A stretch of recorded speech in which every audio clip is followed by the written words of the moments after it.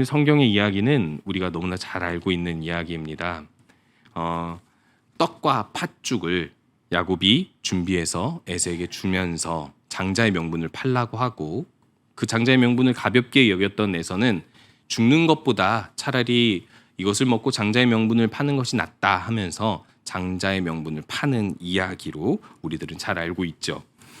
우리들은 너무나도 잘 알고 있듯이 두 가지 사실을 알고 있습니다. 하나님께서 야곱을 선택하셔서 야곱은 사랑하고 에서는 미워하였으며, 또한 에서는 자신이 하나님의 백성이 되지 못한 것에 대해서 원망할 수가 없음은 이렇게 하나님께서 주신 이 특권, 권리, 장자의 권리를 본인이 스스로 버렸기 때문이라고 오늘 본문에서는 이야기하고 있죠. 그래서 사실상 우리가 이 본문을 볼 때마다 사실 어떤 사람들은 계속해서 질문을 하곤 합니다. 예정론이 도대체 무엇인가? 그렇다면 자유의지는 발동이 되지 않는 것인가? 여러 가지 질문을 하곤 하는데요. 그 질문에 대해서 풀려면 오늘 설교 시간으로는 짧겠죠. 그래서 그 부분을 다루기보다는 오늘 이 성경에서 이야기하고 있는 교훈에 집중하려고 하는데, 크게 이 교훈은 두 가지로 나뉠 수 있습니다. 먼저 이 성경 창세기의 첫 독자였던 광야의 이스라엘을 우리가 생각해 본다면, 그들에게 에서가 장자의 명분을 가볍게 여겨서 팔았던 사실이 무엇이 중요할까요? 애굽에서 이스라엘이 나왔을 때 이스라엘은 힘이 없는 민족이었죠. 그러나 에돔 족속은 어떻습니까? 400년 동안 엄청난 세력을 키워서 애굽에 필적할 정도는 아니어도 가나안에서 꽤 자리를 차지하고 자손을 많이 낳은, 어떻게 보면 축복받은 민족이라고 할 정도로 강성한 민족이었습니다. 그렇기 때문에 하나님께서 형제 민족이니까 그 에돔과 전쟁하지 말라고도 했지만, 사실상 에돔과 이스라엘이 전쟁해도 사실상 쉽게 이기기 힘든 그런 아주 강력한 대적이었죠.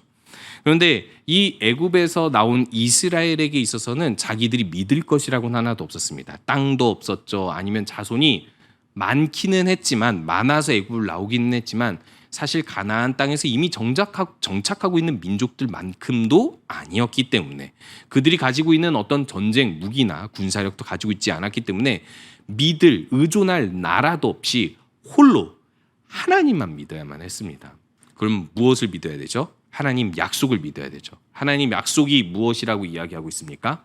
큰 자가 어린 자를 섬기리라라는 말씀을 야곱이 태어나기 전부터 리브가에게 이야기해 주셨고, 그것 때문에 결국 이 하나님의 예정이 어떻게 이루어지는지를 오늘 이야기 본문에서 이야기해 주고 있는데, 에서는 원래 하나님의 백성으로서의 권리를 가지고 있었지만 사실상 이 장자권을 스스로 버린 사람이다.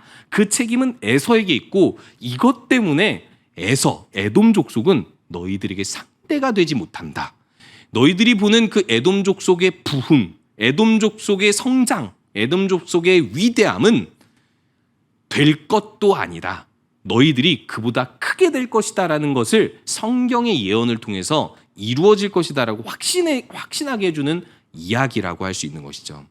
우리가 이 땅에서 살아가는 동안 우리보다 강력하고 우리는 하나님 말씀대로 나아간다고 하지만, 다른 사람들은 편법과 술수로 나보다 더 잘 되는 듯 하여도 우리들이 그들을 부러워할 필요도, 그들을 대적할 필요도 없는 이유가 여기에 있는 것입니다.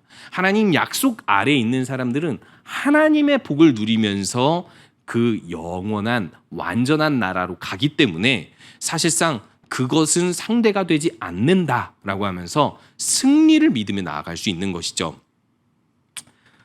그런데요, 오늘 본문의 교훈을 조금 다른 쪽으로 해석한다면, 장자의 명분을 버린 에서가 아니라 버릴 수도 있는 이스라엘을 적용해서 본다면 오늘 조금은 다른 교훈이 주어질 것입니다. 이스라엘은 광야에서 하나님께서 주신 이 백성의 권리를, 그 의무를 충실히 다했습니까? 충실히 다해서 이 광야를 나와 가나안 땅에 정착했습니까? 아니죠. 충실히 다하지 못했음에도 하나님의 약속의 근거에서 2세대는 드렸고 1세대는 광야에서 죽게 하셨습니다. 그리고 히브리서에서는 이것에 대해서 말씀은 들었지만 알지만 믿음과 결부시키지 못했다라고 이야기하면서 사실상 이 에서가 장자의 명분을 버린 것처럼 이스라엘도 팥죽 한 그릇에 에서가 장자의 명분을 버린 것처럼 음행하여서 그것이 우상 숭배와 같은 음행일 수도 있고 실제로 그 바알볼 사건에서 일어난 음행의 사건을 지칭할 수도 있고 어찌됐든 하나님 앞에서 죄를 범함으로 인해서 이스라엘 사람들은 이렇게 장자의 명분을 가볍게 여긴 에서와 다르지 않다라는 것을 보여주었습니다. 그렇기 때문에 오늘 이 이야기에서 우리가 중점적으로 볼 사실은 우리들도 그럴 수 있다라는 사실입니다. 우리들도 언제든지 하나님을 믿고 거듭난 백성으로서 그 은혜, 그 복음의 소중함을 귀하게 깨달았고 그것을 위해서 지금까지 달려왔고 또 앞으로도 영원히 목숨 다해 주님을 위해 달려가겠지만 우리는 어느 순간에 이 장자의 명분, 하나님께서 주신 은혜로운 특권과 권리를 상실하진 않아도 없는 것처럼 여기며 살 때가 있을 것이라고 전제하고 우리가 그것에 대해서 어떻게 대응해야 될지를 이 본문을 통해서 살펴보기 원합니다. 오늘 본문에서 먼저 이렇게 이야기하고 있습니다. 27절에 보니까 그 아이들이 장성하매로 시작하고 있죠. 장성하매. 이 이야기가 이렇게 시작되는 것을 보면 이 아이들의 성장 과정을 요약해서 이제 성장하고 난 다음에 결과를 이야기하기 위함이겠죠. 장성하매라는 이 모든 이 언어와 비슷한 어떤 표현이 가인과 아벨 사건에서 일어납니다. 가인과 아벨이 태어났고 그들이 자라서 하나님께 제물을 드릴 때가 되었다라고 아주 시간을 빠르게 돌려서 이야기하는 부분이죠. 그래서 여기서의 포인트는 장성하고 나서 이들이 어떤 결과, 어떤 존재가 되었는지가 중요합니다. 27절에 보니까 에서는 익숙한 사냥꾼이 되었고 들사람이라고 칭한다라고 이야기합니다. 근데 야곱은 뭐가 없어요. 그냥 조용한 사람이다. 이걸 좀 참 이 표현이 너무 유머러스하다라고 생각이 들었는데 말할 게 없다 이런 표현이지 않을까라는 생각도 좀 들었습니다. 물론 장막에서 거하며 조용히 지내는 사람이라는 표현이겠지만 사실상 에서랑 비교하면 비교할 것이 딱히 없는 사람이다라고 표현하고 있는 것이죠. 자, 그러면 이 두 사람이 이렇게 성장하고 나서 28절에서는 또 어떻게 소개하고 있습니까? 에서가 익숙한 사냥꾼이고 들사람이고 야곱은 조용한 사람으로 대조되는데 누가 에서를 사랑하죠? 이삭이 에서를 사랑합니다. 자, 그러면 우리는 여기서 예측할 수 있죠. 장자는 누구인가? 장자로서 대접받고 축복받을 자는 누구인가? 여기까지만 보면 추측이 가능합니다. 분명히 에서입니다. 에서는 누구보다도 뛰어나게 컸고 그 뛰어남 때문에 이삭이 사랑하고 있습니다. 한번 볼까요? 익숙한 사냥꾼이었다라고 했을 때 이 사냥꾼은요 단순히 지금 우리 현대에서의 그 동물을 잡으러 다니는 사냥꾼 정도로 이야기하는 게 아닙니다. 사냥 사회에서 농경 사회로 바꾸는 그 과도기 가운데 가장 많이 있었던 것이 부족 간의 전쟁이었고 부족 간의 전쟁에서 꼭 장군 역할, 용사 역할을 하는 사람들이 누구냐면 사냥을 잘하는 사람들이죠. 이거는 지금 원시인 부족에 가도 이렇게 보면 제가 대장이다라고 하는 사람이 꼭 사냥을 잘하는 사람이잖아요. 예, 그렇기 때문에 이 익숙한 사냥꾼이라는 것은 이 부족에서 가장 인정받는 능력자, 사회적으로 유능한 사람이라고 이야기할 수 있는 것이죠. 그래서 들사람이라고 표현합니다.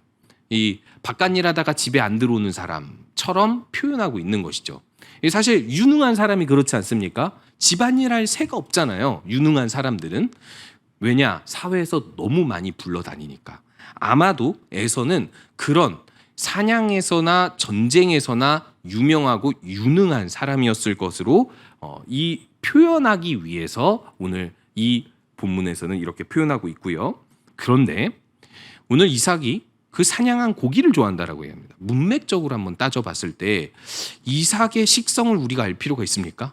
이삭은 고기를 좋아하는 사람이었다. 고기를 좋아해서 에서를 좋아했다. 단순히 그 문자적인 의미가 아니겠죠. 사냥한 고기, 익숙한 사냥꾼으로서의 대표적인 결과물, 이것을 이삭이 사랑했다라고 이야기합니다. 이 사회적인 지도력, 유능함을 사랑했다라는 것이죠. 그런데요, 우리가 그 앞에 본문으로 거슬러 올라가면 이 에서와 야곱의 삶에 대해서 하나님께서 이런 예언을 주시거든요. 두 아이가 태중에서 너무 심하게 격렬하게 싸우니까 23절에서 여호와께서 말씀하신 것이 두 국민이 내 태중에 있다. 두 민족이 내 복중에서 나누이리라 라고 이야기하고 있습니다. 아, 이거 어떻게 한 민족이어야 되는데 두 민족으로 나뉘면 어떡합니까? 이거 이삭에게 주신 축복이 한 민족으로 통합돼야 되는데 야곱의 아들들 12지파가 이스라엘 한 민족이듯이 그래야 되는데 이 두 민족이 나뉠 것이다라고 예언을 하는데 이렇게 이야기합니다. 이 족속이 저 족속보다 강하겠고 큰 자가 어린 자를 섬기리라. 자, 태중에 이런 말씀을 들었으면, 이런 예언을 들었으면 리브가가 이 예언을 들었을 때 가지고 있는 기대는 무엇이죠? 누가 먼저 태어날까? 누가 나중에 태어날까입니다. 아니면 이게 혹시 태어나는 순서가 아니라면 사회적으로 누가 유명해질까? 누가 유능해질까? 이것에 관심을 가지게 되겠죠. 그러면 어린 자가 큰 자보다 더 위대해진다라는 것은 리브가는 추측할 수 있는 것이고요. 그것이 누군지를 야곱으로 확신했던 것 같습니다. 그래서 리브가는 야곱을 사랑하고, 이상하게도 이삭은 가장 영적으로 영안이 밝을 것 같은 사람임에도 불구하고 이삭은 에서의 사냥한 고기를 사랑하는 사람 정도로밖에 여기서는 표현되지 않습니다. 왜 그럴까요? 지금 여기까지의 전개만으로 봤을 때 큰 자가 어린 자를 섬길 일은 없다라고 전개하고 있는 거예요. 무슨 말이냐면 사회적으로나 인간적으로나 세상적으로나 논리적으로나 어떤 것으로 따져봐도 야곱이 에서보다 큰 자가 될 가능성은 없다라고 이야기하고 있는 것입니다. 그런데 이제 이야기가 점점 반전이 되어가고 있습니다. 29절에 보니까 야곱이 죽을 수입니다. 야곱이 죽을 수는 게 반전이 될 줄은 몰랐겠죠. 야곱이 죽을 쓰고 에서가 들에서 돌아와서 심히 피곤하여 야곱에게 내가 피곤하니까 좀 먹을 것을 달라라고 이야기했는데, 이 피곤함은 단순히 육체적 피곤함이 아니라 육체적으로 에너지를 많이 쏟아서 배고픈 상태에 이르렀다라는 피곤함이겠죠. 먹을 것이 아주 긴급하게 필요한 상황이라고 이야기하고 있습니다. 저도 자전거 여행을 군산, 속초, 양구 막 이렇게 많이 다녔었거든요.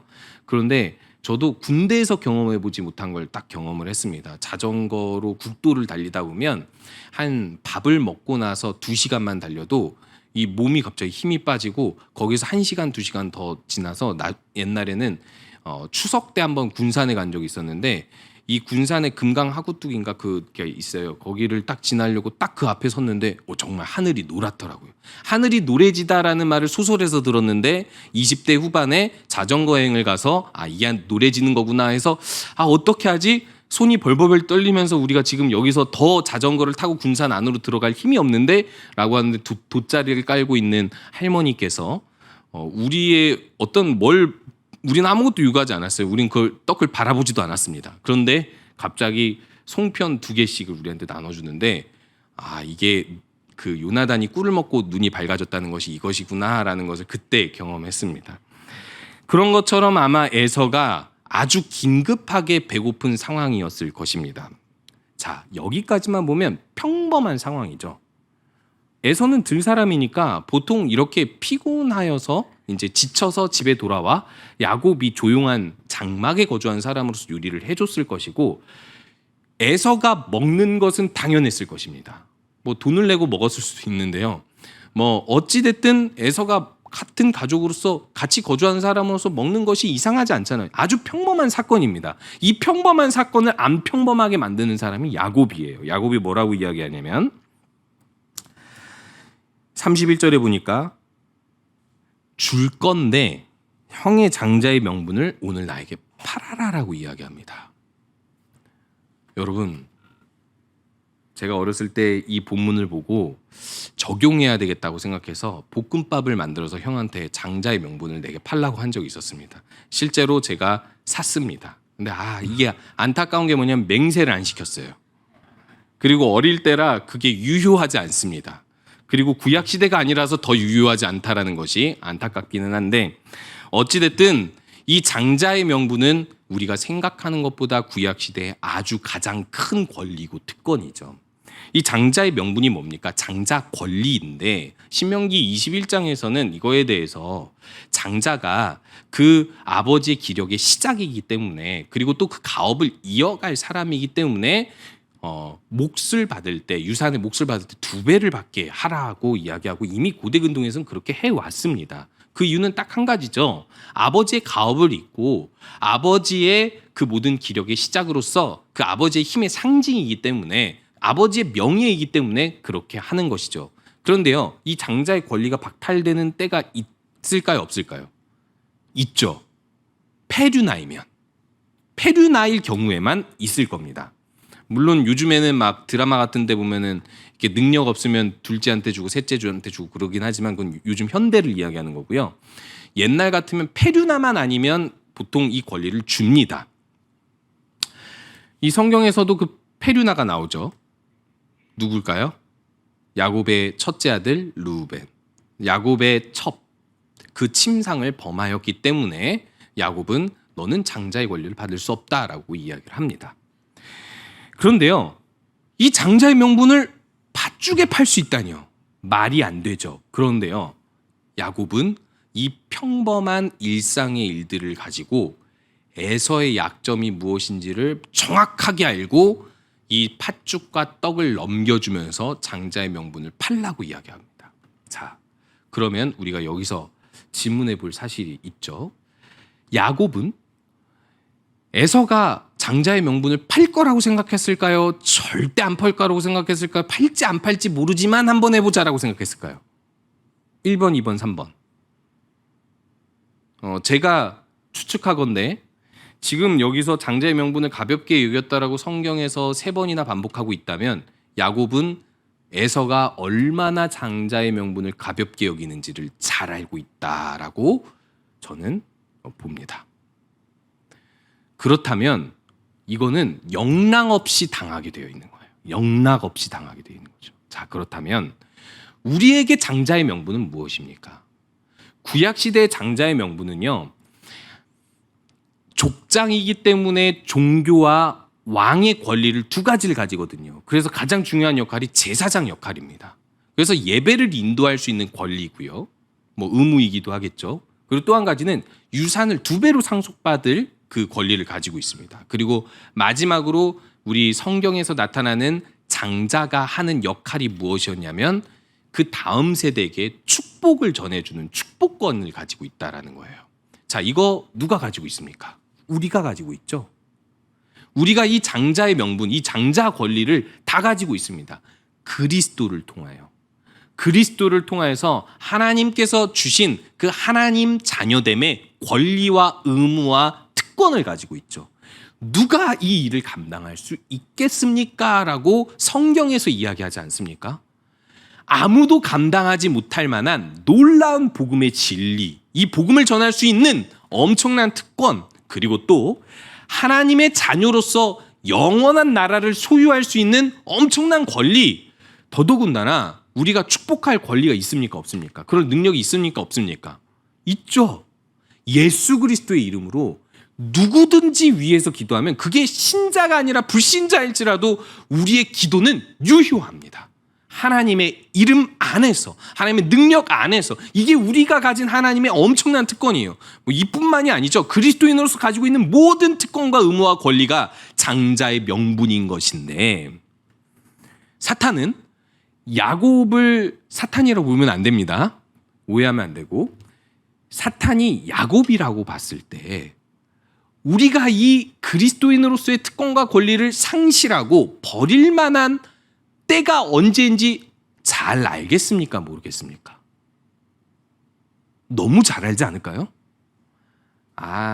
이 사람은 자녀밖에 모르는 사람이니까 이 자녀를 이용해서 그거를 좀 버리게 만들어야 되겠다. 이 사람은 마음에 두려움이 많은 사람이니까 두려워할 만한 일을 앞에다 두면 되겠다. 이 사람은 돈을 좋아하는 사람이니까 이 통장의 잔고를 빵으로 만들면 되겠다. 사탄은요, 너무 잘합니다. 조금 더 제가 좀 적나라하게 이야기하겠습니다. 24시간 눈에 불을 켜고 우는 사자와 같이 두루 삼킬 자를 찾으며 우리가 어떻게든 이 권리를 상실하고 버리고 살도록 노리고 있다는 거예요. 그러면 우린 이것을 버린 적이 있습니까? 없습니까? 모르면 안 돼요. 차라리 알면 다행입니다. 회개의 기회가 주어지잖아요. 모르면 안 됩니다. 있습니다. 저도 있습니다. 지금도 종종 일어나고 있는 일들이에요.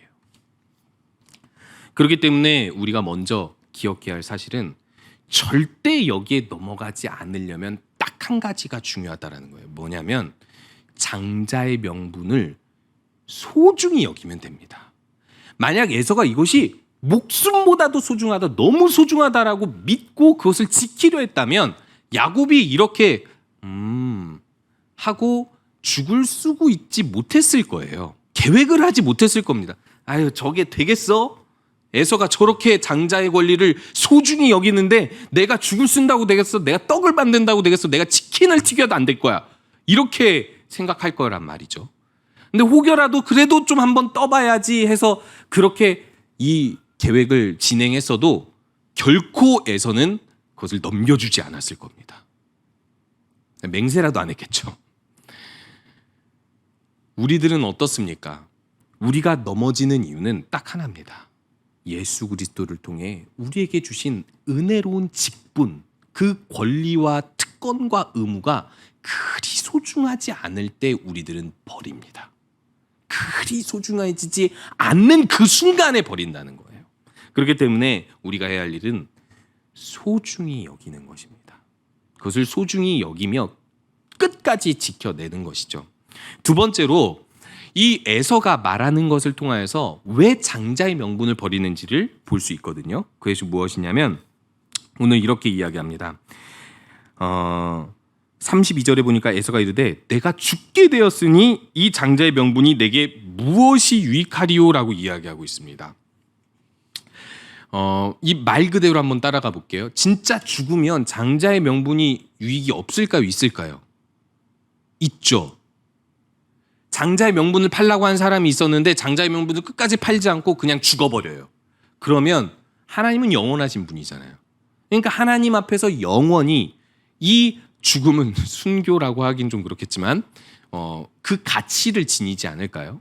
이와 비슷한 사례가 있습니다. 나봇의 포도원 사례입니다.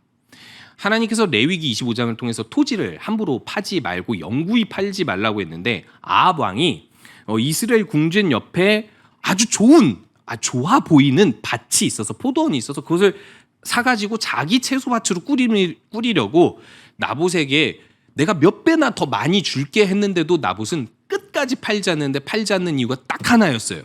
하나님의 말씀, 명령 때문에 절대 팔지 않겠다라고 이야기를 하는 것이죠. 그 포도원까지 거 그게 뭐겠습니까? 하지만 영적으로 바라본다면 하나님이 주신 선물이라고 생각한다면 절대 그것을 팔지 않고 그냥 죽어버린다는 거예요. 이세벨의 계략으로 죽어버렸죠. 그런데 그것을 그 후대의 사람들이 어떤 의미로 지켜가고 있습니까? 이것이 신앙이다 하면서 그 후대 많은 사람들이 배우고 따라가고 오히려 아합을 정죄하는, 아합을 심판하는 근거가 되지 않습니까? 나봇은 포도원 지켜서 그 후대에 위대한 일을 안 한 것 같지만 한 거예요. 우리들도 마찬가지이겠지 않겠습니까? 장자의 명분, 우리에게 주신 그리스도인으로서의 특권과 권리는요, 생명보다 귀한 겁니다. 죽게 되었으니 무엇이 유익하리요라고 이야기할 것이 아니라는 것입니다. 죽더라도 이것을 지키겠다, 이것을 하면서 죽겠다라는 마음이 있어야 된다는 겁니다. 그런데요, 참 재밌는 사실이 있습니다. 죽게 되었으니라고 이야기했는데 에서가 이 진짜 장자의 명분을 안 팔고 이 팥죽을 못 먹었다면 죽었을까요? 안 죽었을까요? 성경이 재밌게 끝났을 것 같아요. 그렇게 해서 에서가 장자의 명분을 팔지 않고 팥죽을 못 먹어 죽었더라. 말도 안 되죠? 죽게 되었다라고 판단한 건 자기 판단이에요. 과장한 거죠. 왜요? 장자의 명분을 팔려면 좋은 명분이 필요한데 죽음이라는 명분이 필요했기 때문에 죽을 일이 아닌데 죽을 것 같다고 해석을 해서 이 명분을 팔아버리는 거예요. 우리들도 마찬가지죠. 생명보다 우리에게 주신 하나님의 은혜를 소중히 여기지 않으면 우리들은요, 진짜 죽을 위협 가운데 팔지 않아요. 이런 것들을 어떨 때 팔아요? 죽을 것 같을 때 팝니다. 아유, 나 죽겠어요. 아유, 죽을 것 같아요. 그러니까 이때만 좀 양보하죠. 내려놓죠. 라고 우리들은 생각하게 된다는 것이죠. 그렇기 때문에 우리가 소중히 여겨야 할 그것, 어떻게 지켜야겠습니까? 생명보다 소중히 여기며 지켜야 된다는 것이죠. 오늘 말씀을 마무리 짓도록 하겠습니다. 에서는 결국 이렇게 장자의 명분을 가볍게 여겨서 맹세로 명분을 팔아버립니다. 그런데요, 참 안타깝게도 이 명분을 팔고 말고 할 것은 이삭 앞에서 했어야 되는데 사실상 이것이 그 당시의 사회적인 법으로는 이 아무리 맹세를 했다 하더라도 딱히 증인도 없고 증서도 없으니 사실상 유효한 거래가 되지는 못해요. 그래서 나중에 그냥 이삭이 에서 축복 주려고 하잖아요. 에서는 그냥 그대로 축복을 받으려고 했고요. 물론 야곱이 또 야비하게 그것을 가로채지만요. 그런데요, 우리들이 여기서 왜 성경이 이것을 기록했는가를 살펴봐야 되는 거예요. 어떻게 보면 야곱의 흠이거든요. 야곱이 그러니까 좀 거짓을 행하면서 좀 약간 악한 의도를 가지고 지금 행하고 있는 거잖아요. 그럼에도 불구하고 이 이야기가 들어가는 이유는 야곱의 후손, 이스라엘 후손들이 역시 에서와 같은 실수를 할 수 있기 때문이며 후대의 그리스도인들도 동일하게 이런 실수, 잘못을 할 수 있기 때문에 히브리서에서 경고하고 있는 것입니다. 팥죽 한 그릇에 장자의 명분을 팔았던 에서처럼 망령되이 행하지 말라라고 이야기하고 있죠.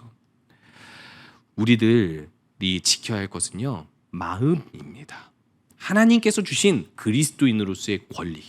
나는 그리스도인으로서 구원받았으니까 복음을 전할 수 있어. 나는 그리스도인으로서 이 교회에서 이 교회를 통해 하나님 나라를 이룰 수 있으니까 함께 주의 일들을 도모하고 계획하고 그리고 힘쓸 수 있어. 나는 그리스도인으로서 가진 특권이 있기 때문에 항상 기도할 거야. 우리 자녀들을 위해서 우리 자녀들이 믿음을 가지고 있든 가지고 있지 않든 믿음이 적든 많든 간에 죽을 때까지 자녀를 위해 기도할 거야. 가정을 위해 기도할 거야. 아니, 내 가정만이 아니라 내 옆집, 내 아랫집, 내가 만났는데 인사 한번 나누지 못한 사람들을 위해서도 기도할 거야. 왜? 난 그 특권을 가지고 있으니까. 이렇게 소중히 여기는 우리 모든 성도님들 되시기 바랍니다.